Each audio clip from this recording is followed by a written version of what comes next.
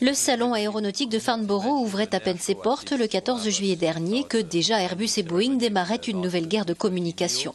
Le sujet, le lancement de nouveaux avions, ou plutôt de nouvelles versions d'appareils existants. Ainsi, chez Airbus, on a annoncé la mise en chantier de la version remotorisée dite Neo de l'A330, première livraison attendue en 2017.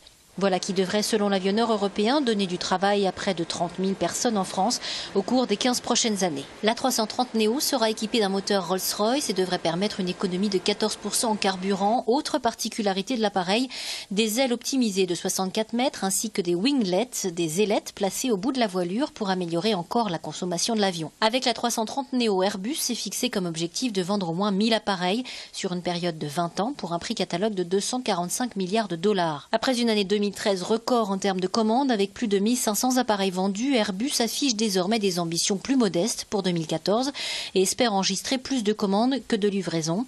Et on peut dire que c'est plutôt bien parti pour l'A330 Neo puisque l'appareil a enregistré fin juillet déjà 121 commandes et intentions, soit 20% de mieux que Boeing lors du lancement de la nouvelle version de son 787. Parmi les premiers clients de la version remotorisée de l'A330, AirAsia, la première low-cost asiatique, a signé un contrat pour l'acquisition de 50 appareils. L'essentiel des autres commandes provient des loueurs d'avions comme Airlease ou CIT. Les loueurs donnant généralement une bonne indication des tendances d'achat. À l'heure actuelle, la flotte d'avions loués représente ainsi près de 40% de la flotte mondiale, ce qui rend les loueurs incontournables en ce qui concerne le succès ou l'échec d'un projet.